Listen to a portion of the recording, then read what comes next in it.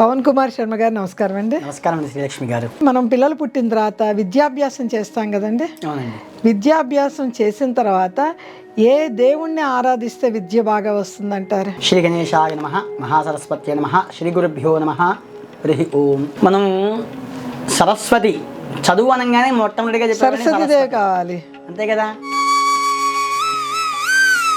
ఆమె కటాక్షం ఉంటేనే ఉండాలి అనుకుంటాం కదా. సరస్వతి అనగానే మనకి అనేక రూపాలు కనిపిస్తాయి. సరస్వతి అంటే ఎక్కడి నుంచి వచ్చింది?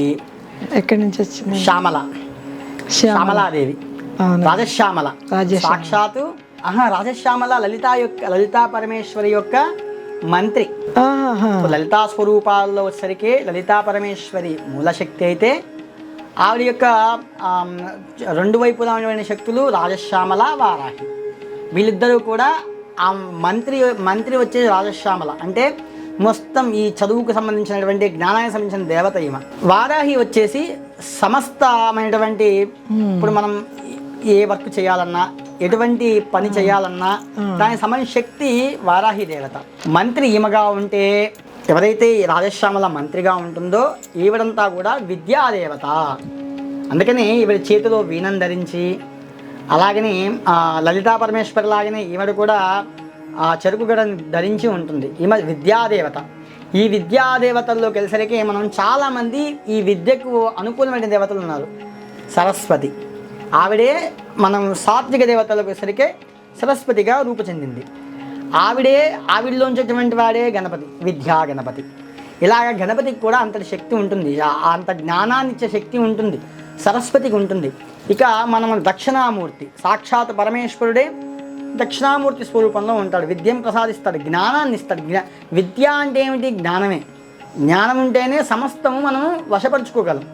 అటువంటి విద్యకి దేవతలు వీళ్ళందరూ కూడా. అయితే ప్రధానంగా మనం చెప్పేటువంటి దేవత ఎవరయ్యా అంటే సరస్వతి మాత. ఈమెని నిత్యము ఆరాధించాలి. ఎందుకంటే మనం అనుకుంటాము బలం ఉంటే సరిపోతుంది, డబ్బు ఉంటే సరిపోతుంది అని అనుకుంటాం. డబ్బు ఎంతవరకు చెప్పండి. మన దగ్గర ఇప్పుడు మీ దగ్గర ఒక 10 కోట్లు ఉన్నాయనుకోండి, అవి ఖర్చు పెట్టాలి. అది ఎలా ఖర్చు పెట్టాలి తెలియదు కదా. ఆ జ్ఞానం కావాలి మీకు. అది ఎలా ఖర్చు పెట్టాలో తెలియాలి. ఇవాళ మనం చదువు లేని వారు ఎక్కడికి వెళ్ళినా కూడా విద్య లేని వారు వింత పశువుగా. చదువు లేకపోతే మీరు ఎక్కడికి వెళ్ళినా రాణించలేరు. డబ్బు ఒక్కటే ప్రధానం కాదు. డబ్బు ప్రధానం కాదా అనకండి, డబ్బు కావాలి. కానీ డబ్బు ఎంత ప్రధానమో అంతటి ప్రాధాన్యత విద్య కూడా ఉంది. విద్య లేకపోతే ఎక్కడా మనం కీర్తి పొందలేము. చూడండి, ధనం ఉన్నవాడు కొంతవరకు కీర్తించబడతాడు, విద్యావంతుడు ఎప్పుడూ కీర్తించబడతాడు. ధనం ఉన్నవాడు ఎప్పుడైతే ధనం ఎంతవరకు పంచగలని చెప్పండి. మీ వంశం, మీ తరాలు, వాళ్ళ తరాలు మీ వరకే దాన్ని విస్తృతం చేయలేరు. మీరు చెయ్యాలన్నా కూడా మీకు ఆ బుద్ధి పుట్టదు. కానీ విద్య అలా కాదు. విద్య మీ వంశమే కాదు, ఎన్నో రకాల మందికి విద్యని పంచి ఎన్నో ఇళ్లలో దీపాలను వెలిగించగలరు, జ్ఞానజ్యోతిని వెలిగించగలరు మీరు. అందుకని విద్యకు చాలా చాలా ప్రాధాన్యం ఉంటుంది. అటువంటి విద్య యొక్క మూలదేవత సరస్వతి. రాజశ్యామల యొక్క అంశగానే సరస్వతిగా భావించాలి మనం. అమ్మవారు ఏం చెప్తుంది?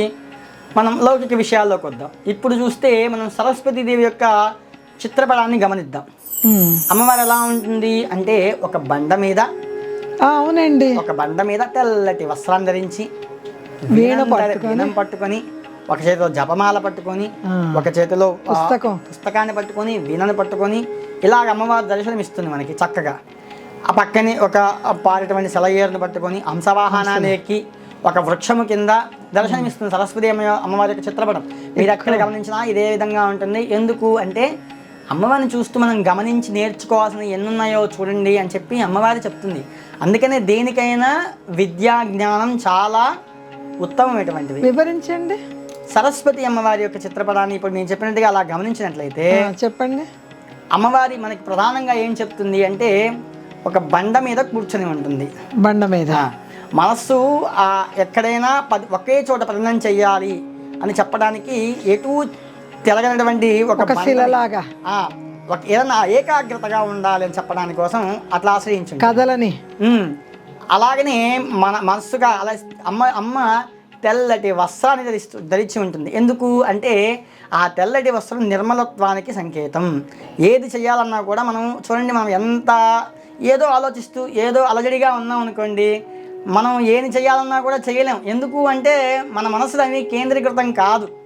అలా కావాలి అంటే మన మనస్సే ప్రశాంతంగా ఉండాలి. ఆ ప్రశాంతనిచ్చేటువంటి వస్త్రాలు శరీరాన్ని, ఆ యొక్క వస్త్రధారణ చేసి ఉంటుంది అమ్మవారు. చూడండి రాని ఎంత ప్రశాంతంగా ఉన్నా, శ్వేతవర్ణం. అలాగా ఆ వర్ణంలో మీరు అలా ఉండండి. మీరు అంటే అలా మీ ఆలోచన నింపుకోండి అని. ఆమెలాగా అలంకరించుకోమని ఆమె చెప్పట్లేదు. ఆమెలో నుంచి ఏమి గ్రహించాలో చెప్తుంది ఆవిడ. ఏమి గ్రహించాలో నాలో నుంచి ఏం గ్రహించాలి, నువ్వు దాన్ని గ్రహించు ముందు అంటూ తెల్లటి వస్త్రాన్ని అంటే నిర్మలత్వాన్ని కోరుకుంటుంది. ప్రశాంతంగా ఉండు.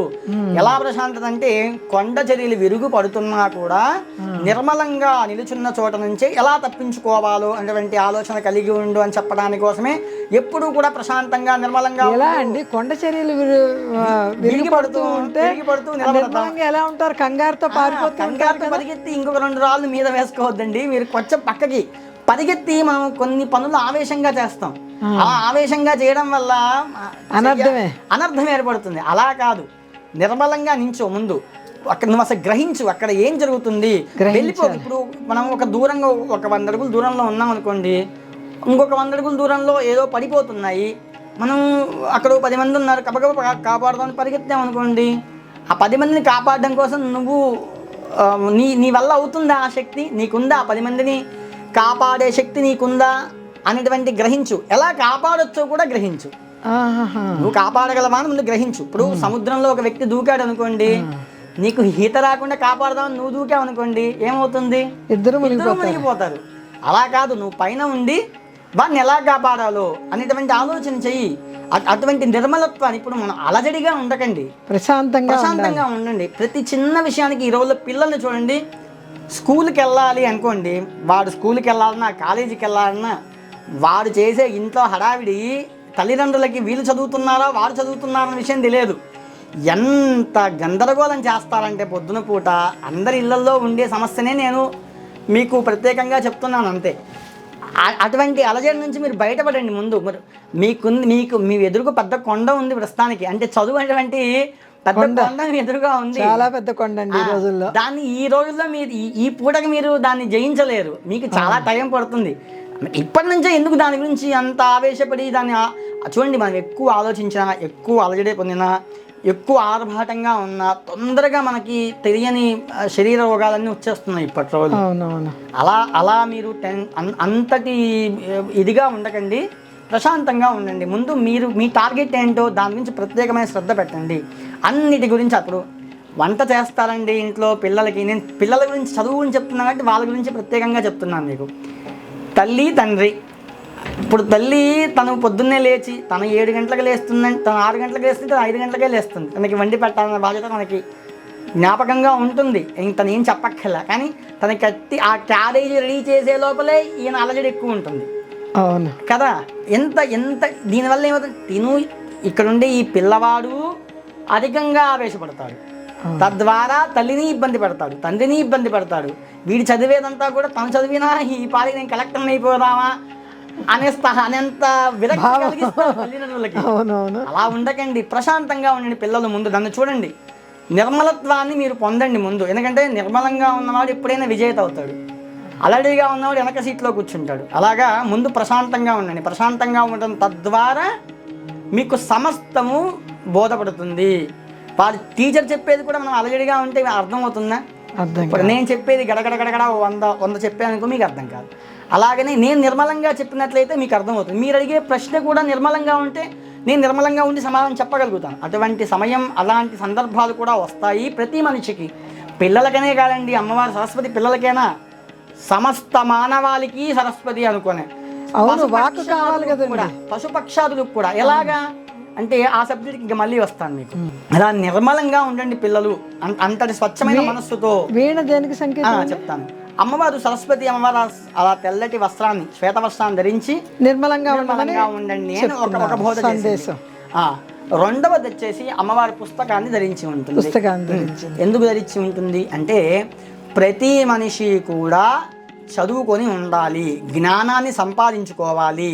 తద్వారానే సమాజంలో పుట్టిన దగ్గర నుంచి విద్య మనకి ఎప్పుడైతే అక్షరాభ్యాసం మొదలు పెడతారో అప్పుడు మనం దిద్దేటువంటి ఓ నామాహ దగ్గర నుంచి మనం చనిపోయేంత వరకు కూడా మన చదువు మనకి తోడుగా ఉంటుంది.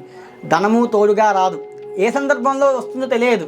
అవసరం మన మనస్ మన మన మన పక్కన ఉండే మనుషులు మనకి తోడుగా రాదు. మన విద్య, మన జ్ఞానం, మనం ఏర్పరచుకునే సమాజం మనకి తోడుగా ఉంటుంది అని చెప్పడం కోసం ఎటువంటి వారైనా ఖచ్చితంగా చదువుకోవాల్సిందే. అక్షరాభ్యాసంతో సహా సమస్త విద్యల్ని కూడా నేర్చుకోవాల్సిందే అని చెప్పడం కోసం అమ్మవారి పుస్తకాన్ని ధరించి ఉంటుంది. జపమాలండి ఇటు వచ్చేసరికి మనం ఆ జపమాల, దీని నుంచి మనం ఇటు వద్దాం, వీణ వైపుగా వద్దాం.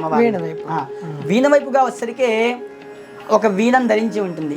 ఇక్కడ ఈమె సంకేతం ఏమిస్తుంది? సరస్వతి అంటే చక్కగా గమనించాల్సింది ఏమిటి మనం అంటే, అమ్మవారికి వీణను ధరించి ఉంటుంది. వీణ దేనికి సంకేతం? సమస్త కళలకి సంకేతం. ఒక్క చదివేనా మనిషికి జీవితంలో ముఖ్యం? సకల కళానిది. మనం ఒక చదువేనా, చదువుకుంటూ వెళ్ళిపోతుంటే ఇంకా మీకు జీవితంలో ఏం తెలుస్తుంది? చదువు అక్కడే నవరసాలు కావాలి కదా. ఒక మనిషి చదువుకుంటూ వెళ్ళాడు అనుకోండి, వారి పుస్తకాల పొరుగురా బాబు, వారికి ఏం తెలియదు. అవునవును, అలా ఉండకూడదు. చదువుతో పాటు సమస్త కళలు వచ్చి ఉండాలి. పాటలు పాడేవాళ్ళు కొంతమంది ఉంటారు, ఆటలు ఆడేవాళ్ళు కొంతమంది, నాట్యం చేసేవాళ్ళు కొందరు ఉంటారు, ఇప్పుడు హాకీ ఆడేవాళ్ళు, క్రికెట్ ఇవన్నీ కళలే అండి. ఇవన్నీ అమ్మవారి వీణ ఎందుకు ధరించిందంటే వీటన్నిటికి సంకేతం. అన్ని కళల్లో పిల్లలు రాణించండి మీరు, తద్వారా మీకు సమస్తము కూడా బోధపడుతుంది. అందులో శరీరం ఎక్కువ ఆడుకోవడం వల్ల పిల్లలు ఇప్పుడు ఆడనివ్వట్లేదు, చాలామంది ఎందుకు గేమ్లోకి వెళ్ళిపోతున్నారు. అలా కాదు, ఆటలు ఆడడం ద్వారా మీ శరీరము బాగుంటుంది, మనస్సు బాగుంటుంది. మీరు ఒక్కసారి మనం వాకింగ్ చేసిన రోజు, ఏదన్నా మనకి వచ్చిన విద్యని నలుగురికి ప్రదర్శించిన రోజు మీలో ఉండే గర్వాన్ని మీరు ఒక్కసారి చూసుకోండి, ఎలా ఉంటుందో. ఎంతో మందికి చెప్పాను ఇంత మంచి విషయాన్ని, నాకు ఇవ్వాలనిపిస్తుంది కదా. అలాగా మనకు వచ్చిన ఏదో ఒక కళను నేర్చుకోండి, తద్వారా మీరు సమాజంలో ఉన్నతమైన స్థానానికి వెళ్ళిపోతారు. తద్వారా మీ మనస్సు కూడా హాయిగా ఉంటుంది కదా. కళల గురించి చెప్పింది అమ్మవారి కళలు, ఏదో ఒక కళ జీవితంలో నేర్చుకొని ఉండాలి మీరు అని చెప్తుంది. ఇక అమ్మవారు హంసవాహనాన్ని ధరించి ఉంటుంది.